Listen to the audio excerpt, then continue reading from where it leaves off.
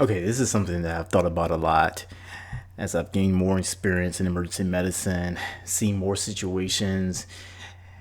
And what happens a lot of the times is you kind of forget what you didn't know, right? It happens to emergency physicians, to nurses, to techs. Anybody who works in medicine in general, you kind of forget what you didn't know before you know what you know. You know what I mean? And the particular thing that I'm talking about today is when to call an ambulance. When, what are the situations that come right off the top of the dome that it's just essential to call an ambulance? This really came to mind because we had a case last night, very emotional in the emergency room, and a lot of the nurses, the other physicians were like, "Oh my God, why didn't they call an ambulance? Why didn't they get an ambulance?" And a lot of the people were really convinced that the outcome could have been different if the person would have called an ambulance, got an ambulance. Maybe, maybe not. But this is definitely one of those issues that you really kind of forget what you didn't know. You kind of like, seems really obvious to me that you should call an ambulance for that. So, just right off the dome, I'm going to talk about the 8 essential medical conditions or situations where you should definitely call an ambulance.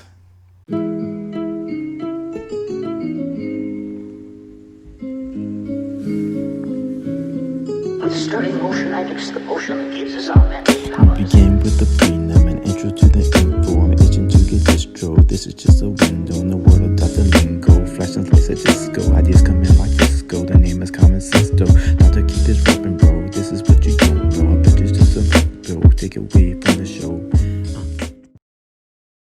And this is by no means meant to be a comprehensive list. There's probably a lot of obvious things that I've left off here, but just straight off the dome, I'm going to start with number 8 and work our way up to the most important reason in calling an ambulance.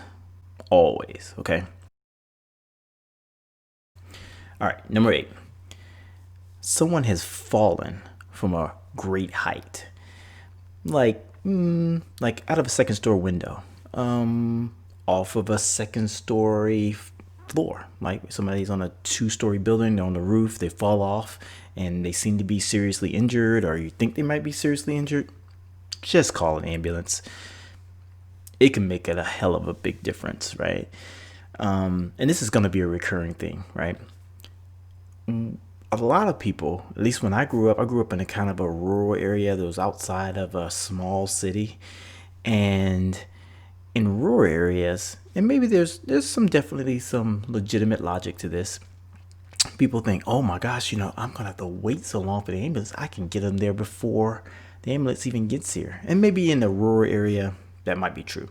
So just keep that in mind. I'm in general talking about urban areas, suburban areas that have a really good and organized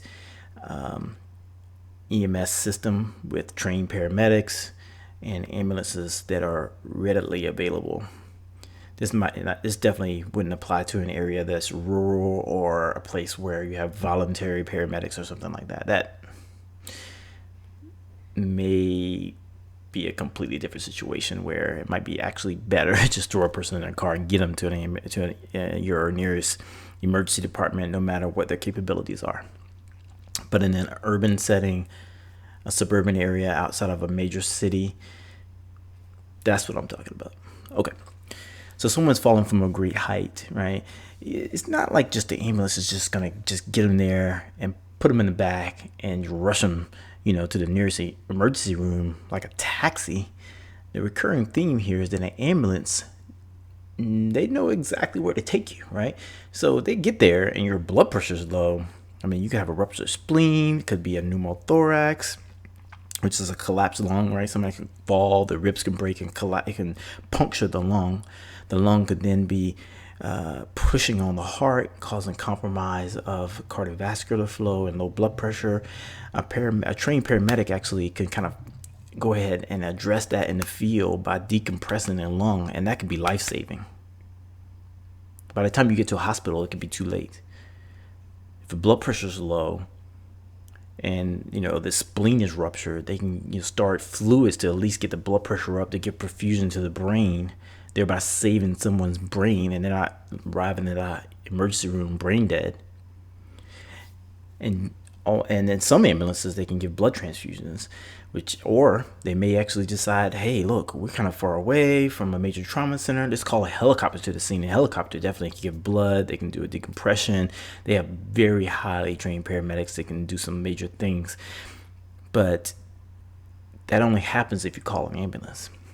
So that's kind of recurring themes, that the ambulance knows, one, where to take you, number two, if they just need to call an air ambulance to get you to the right place, and number three, they can do an intervention on the scene or in the ambulance that can be life-saving or can change your long-term outcome as far as morbidity is concerned, like brain damage, etc.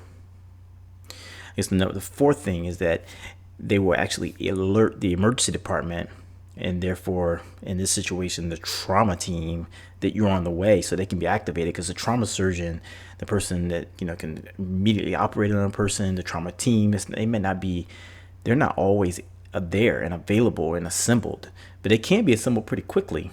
If you just show up in a waiting room, dropping somebody off, you're wasting precious time that could lead to either death or, again, permanent disability that potentially could be avoided by just calling the ambulance. Okay, number 7, if you're pregnant, right, and you go into labor, in general, you should, most people are going to have prenatal care. They know exactly which hospital they're going to go to. They know where they're supposed to deliver. You could just drive yourself there or have somebody else drive you there. You don't need to call an ambulance. Maybe if the baby's like coming out and the head's coming out or something, maybe, at that point you probably want to call an ambulance. But in general, if you're just going into labor, you don't need to call an ambulance. But if you're visiting another city and, of course, you're about to have a baby, you're going to labor, you need to call an ambulance, okay? Because you have no idea where you should go. You don't want to just show up at a hospital, some emergency room, and they don't even have an obstetrician unit. They don't have, neonatologists. It can happen. Okay, I work at a major hospital system, and the major hospital has a women's center. We have obstetricians. We have neonatologists. They have everything. There's a satellite hospital, which is not uncommon in hospital systems. Pretty, nice. It's a nice building, nice infrastructure, big campus. There's no obstetrician services at all. There's no neonatologists. Anybody comes there with anything pregnancy related, we have to transfer them. If you show up at there, you about to have a baby, and 99% of the times everything will go fine. But if you have a problem, man, this could impact your baby for the rest of its life, because we don't have an obstetrician there to help. There's no neonatologist to help. Call an ambulance in those situations. Okay, number 6. Still on the same theme here. Ambulance knows where to take you. Serious head injuries. I'm talking about somebody accidentally hits by a baseball bat, they're knocked out. They fall from a great height, hit their head, they're knocked out. They seem confused. Somebody gets hit with something like a golf ball or golf club at high speed. They're knocked out, they're vomiting. A serious head injury. And by definition, and then this is all generalities, somebody gets, loses consciousness, they have a seizure afterwards, they vomit, several times afterwards, they seem confused afterwards. Someone's very elderly and they have a big bump on their head, those types of things, or they're on blood thinners, significant head injury. Just call an ambulance, mainly because they know where to take you. Right. This goes back to number 7, the pregnancy thing, where you're in a different city or you don't have prenatal care. You don't want to show up at the wrong hospital and delay things or have a bad outcome because you're at the wrong place and have to be transferred. An ambulance, it's not just a taxi that just takes you to the nearest hospital. Ideally, in most situations, they're going to take you to the proper facility. That is so important. In addition, they can potentially do some things, and not in these situations, not with the head injury or the pregnancy necessarily. Are they going to be doing anything for you in the ambulance? Most important things in these situations, they're going to be taking you to the proper facility, and if you look like you're in trouble, they will be alerting the hospital that you are on the way. So the correct physicians can be mobilized to be ready for you there. That all the right nurses will be ready for you. They'll be aware that you're on the way. If your blood pressure is low, if you're having confusion, and they know that, okay, look, this is somebody who may have a serious head injury, the neurosurgeon, everybody can be aware that you are on the way. You can be ready for you. It can be a difference between life and death, or permanent, disability and permanent morbidity. Okay, number 5, serious blunt trauma to the thorax. Okay, if you don't know what that means like, okay, you're walking across the street and a car comes at moderate to high speed and hits a person. And they're injured essentially from the neck down to the pelvic area, or thigh area. That'll be considered serious blunt trauma to the thorax. A person's working in a warehouse and a forklift comes at moderate to high speed. I guess they maybe slow to moderate speed. That's what they really run. And they just basically hit the person, and the person falls down, and they look like they're in serious pain. Now, I would call that significant blunt trauma to the thorax. Okay, these situations, call an ambulance. Even if the person looks like they look okay, if they look like they're in a lot of pain, just call an ambulance. Spleen could be ruptured. They could be bleeding internally from the liver, small bowel injury, rib fractures. There could be a collapsed lung that can potentially lead to cardiovascular collapse pretty quickly. Okay, there could be a pelvic fracture, and in an ambulance, number one, going along with that theme of taking them to the proper place, to a trauma center, probably is the number one reason that you call an ambulance. Number 2, if they have a pelvic fracture, their blood pressure is low, they can put them in a pelvic binder. They find that they don't hear any breath sounds. They can decompress the lung and eventually prevent that cardiovascular collapse from tension pneumothorax. The person has serious difficulty breathing. They can actually intubate and put them on life support before they get there. They can give them fluids and elevate their blood pressure. They can call an air ambulance if necessary. This is just kind of a theme, right? They can do something for you. They can take you to the right place. Blunt trauma, major blunt traumas to the thorax. Okay, number 4. And to me, this is the one that, as medical providers in the emergency department, the nurses, to the greeters, to the techs, to the physicians, I guess it's easy for us to forget what people don't know before they go into medicine, but it seems the most obvious one: a gunshot wound. If somebody gets shot and they need an emergency room, which most of the time you need to be evaluated in an emergency room if you just got shot. I guess if you got shot in the hand, it'd be okay to potentially just drive someone to the emergency department. Again, you might take them to the wrong place and they have to be transferred somewhere. I guess it's not the biggest deal since it's just a hand, and it's probably not going to make a difference from a time standpoint. But in general, just call an ambulance. It's just so much better for you in the long run, because the ambulance is going to take you to the right facility right off the bat. You don't have to worry about being transferred somewhere else. I mean, there's a lot of other reasons. Going back to the same theme of if your blood pressure is low, they can address that. They can do interventions that might be life-saving. But number one, it's just going to take you to the right place. Most places can't handle gunshot wounds. Most emergency departments you go to, you're going to have to be transferred somewhere else if you get shot. You go to a trauma center.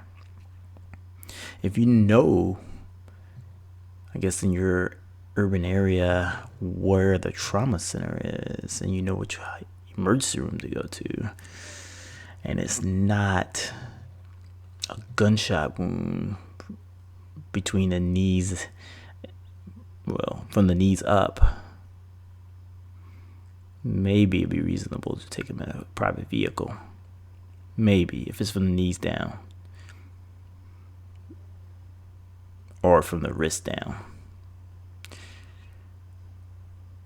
But in general, you should call an ambulance.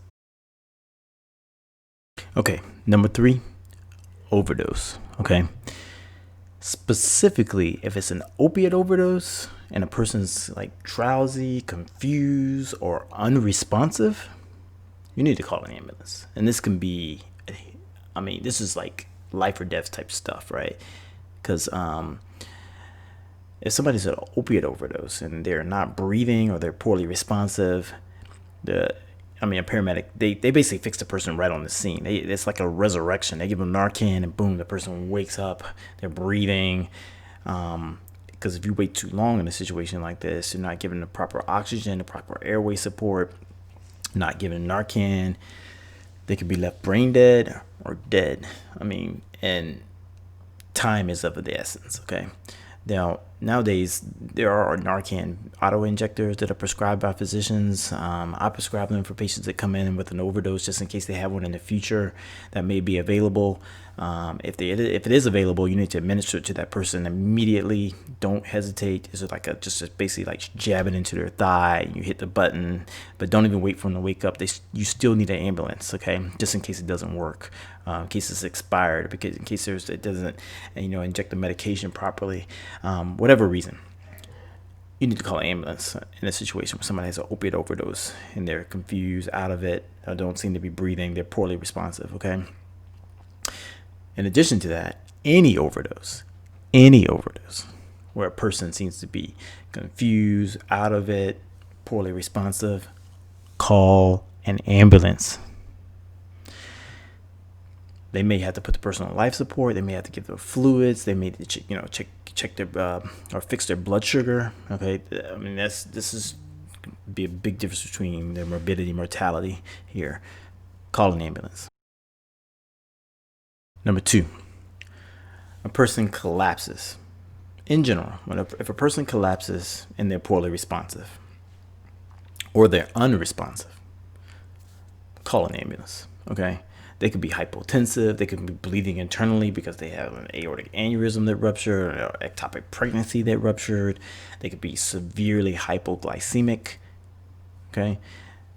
In the hypoglycemic situation, the ambulance, of course, they're going to check the blood sugar right off the bat. They're going to give them blood sugar. They're going to fix them basically right then and there. They still need to be transferred to a hospital so they can be evaluated, monitored, make sure they don't need to be admitted to the hospital. There could be other issues, that can be underlying a person that's hypoglycemic. If the person could be severely hypotensive, right? And they can be given fluids. They can be life-saving by the ambulance. They can, alert the hospital that they have a person coming in that's hypotensive. So all available resources will be available when they get there to take care of that person, to get them back quickly.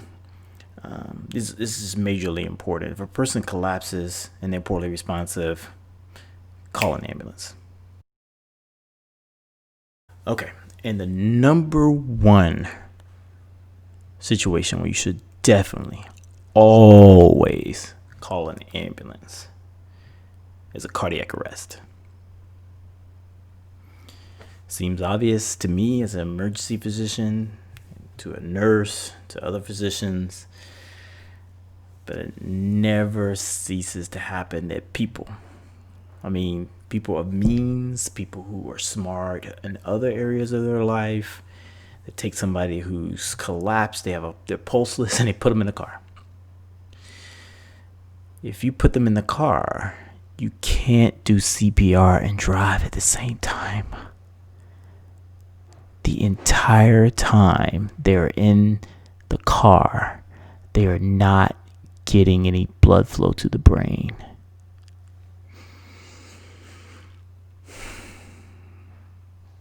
So,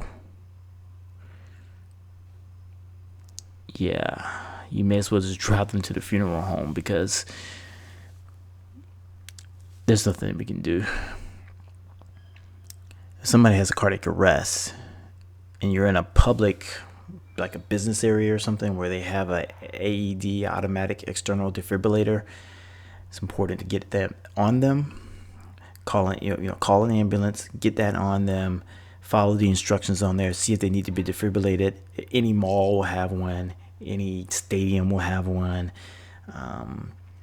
Most public buildings, commercial buildings are going to have one. If you're at home, you need to call 911, follow the instructions of the 911 operator. They're going to tell you to do CPR. Go ahead and start that. Wait for the ambulance, because when the ambulance gets there, they'll put them on life support, right? They'll get the airway. Super duper important that they get oxygen, because otherwise, if they don't get oxygen, their brain is going to suffer. They're going to be brain dead. Even if you get the heart back beating, it won't make a difference, okay? So putting someone in a car, even if you have somebody else to help, that situation, maybe, you're right, the hospital's right down the street, it's 2 blocks away. You have somebody else that can do CPR in the back seat. Maybe you have a van or something. Maybe. But in general, what we see is people, they put their husband or wife in a car, they're unresponsive, they have no pulse, and they're just driving them there. Nothing's happening to give oxygen, perfusion to the brain during that transport period. And unfortunately, if that happens,